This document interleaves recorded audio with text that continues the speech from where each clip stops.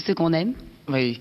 Oh, mais on a une situation qui est privilégiée dans le pire et dans le meilleur. Et en ce qui concerne le pire, c'est les sentiments. On est toujours retranché dans une forme de solitude organisée de par notre situation, c'est-à-dire qu'on provoque un tel univers autour de nous qu'on est obligé de se retrancher sur sa propre solitude, son propre amour et d'amalgamer, si j'ose dire, tous ces sentiments que finalement on n'offre pas et qu'on a besoin d'une façon presque normale d'exultation, est obligé de sortir cela. Et comme on ne peut pas le sortir, on l'amalgame, on le retranche, on l'entasse. C'est vrai, on en fait vraiment une espèce d'énorme boule d'amour qu'on ressort aux occasions différentes, soit un enregistrement, soit une composition de chansons, soit un spectacle sur scène.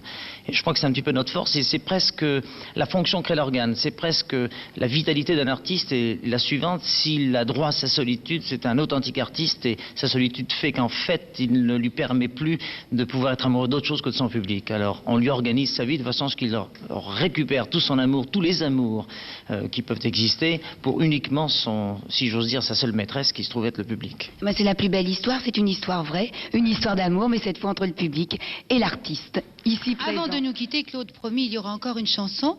Il y a ce rendez-vous que nous avons pris au début de l'émission pour dans quelques temps avec la découverte de nouveautés. Puis je crois qu'il y a quelque chose quand même à annoncer à tous les fans de Claude François, c'est que maintenant la carrière va devenir internationale. Oui, là je me suis mis une contrainte d'un accord très précis et très sérieux que j'ai pris au bout de beaucoup d'années de carrière française et de langue française, puisque j'étais quand même un petit peu partout où on chante en français, où on aime entendre des chanteurs français, au Canada notamment.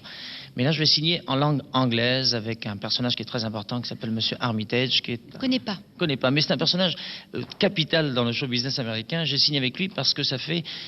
tenons-nous bien, 10 ans qu'il me court après m'avoir vu une fois à l'Olympia. Pas bien honnête, ça. Pourquoi? De courir après Claude François. C'est-à-dire que je ne me décidais pas à signer cela. Et il y a des contraintes très très sérieuses, ce qui fait que j'ai dû réfléchir très longtemps, 10 ans en l'occurrence, avant de pouvoir signer ce contrat. Là, je suis en train de le signer. On y est pratiquement et ça va me prendre des obligations très précises à l'étranger, en Angleterre pour commencer, en Amérique ensuite. Mais surtout, il faudra quand même prendre le temps de venir à la télévision française, à TF1 en particulier. À bientôt, Claude, et puis merci d'être venu aujourd'hui.